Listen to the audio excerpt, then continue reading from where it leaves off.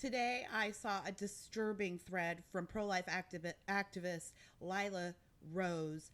She says that at the request of abortion activists, Google has just banned all of Live Action's pro-life ads, including those promoting the abortion pill reversal treatment, a resource that has saved 2,500 children to date. And she goes on to say in this Twitter thread that Google has also banned the promotion of our baby Olivia video, a medically accurate and accredited lifelike animation of human development in the womb, citing unreliable claims. So not only, this is just incredible, but not only are they banning factual and accurate ads about other aspects of the abortion pill, just besides the things that the left likes about the abortion pill, which is it ends a baby's life. Besides that, now they're saying that even to show how a baby grows in the womb is offensive. We have to know what we're up against. This is what we're up against. This is not just a matter of people having differing opinions. This is a matter of a chosen select few deciding for the rest of us what is good information and what is misinformation. I find the increased use of that term misinformation to be a bit creepy and dystopian, Orwellian, if you will. Not because there isn't such a thing as misinformation, but we're dealing with a select few people who get to decide for the rest of us what is misinformation, and that is extremely dangerous. What's worse is the people making the decisions about what qualifies as misinformation are the ones who are typically the most ill-informed. Anyone who believes that there is only one side to any story is a purveyor of misinformation. So at this point, what we have is people who are purveyors of misinformation being the deciders of misinformation. And if that doesn't creep you out, I don't know what will. I know this is going to sound cheesy, but the battle that we're fighting here isn't just for information. It's for freedom. We can never expect to have a healthy society or even a healthy dialogue about any of the ills affecting society if we're not allowed to be honest. And right now, big tech is deciding that half of this conversation is not allowed to be honest, that honesty is offensive, and that is frightening. Just because you don't like the truth that the information spells out doesn't qualify it as misinformation, and yet that's the standard that we're at right now.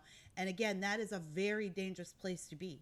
We need to be concerned about this. This isn't just about the pro-life movement, even though, yes, this is grossly offensive to those of us who spend our time being able to back up our arguments for why life is valuable even in the womb.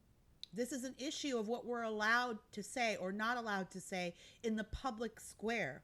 And I know there are a lot of conservatives who argue, and I've been one of them on occasion, who argue that, well, this is private enterprise, big tech is private enterprise, and they can do what they want.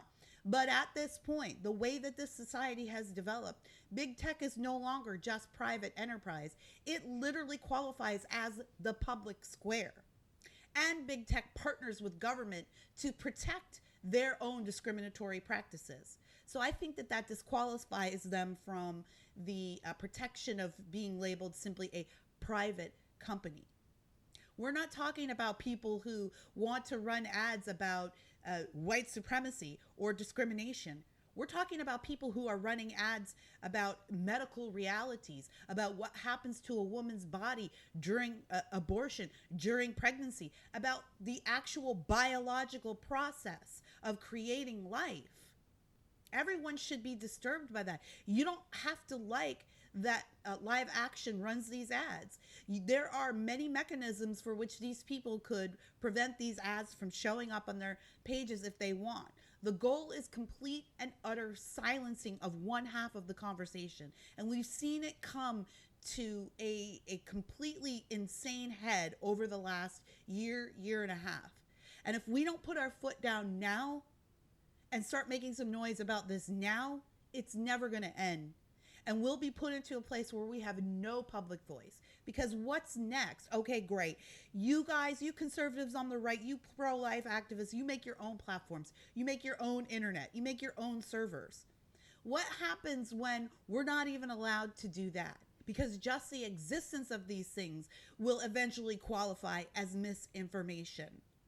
So we have to take our last stand here with big tech, the big tech that we're using right now. And how do we do that? Well, you know how it works on the left? Squeaky wheels. As Lila points out in this Twitter thread, there were a small number of pro-abortion activists who complained, and that's what moved Google. But you guys, we have the same power, believe it or not. Yes, it's ideologues that are running big tech right now, but at the end of the day, it's also a business, and the squeaky wheel gets the grease. As cliche as that sounds, it's time for us to be squeaky wheels. So the way that the abortion activists were writing into Google and writing into big tech, or emailing or sending TikTok videos or whatever they were doing to communicate with big tech, we have to do the same thing. As silly as it feels, we have to be able to do the same thing. We have to be able to make noise and to not feel threatened or shut down by people on the left who call us hysterical for fighting back.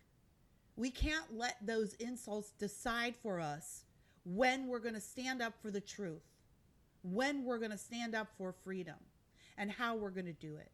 If somebody has dug in on the abortion argument, they're dug in. Don't worry about what other people think of you.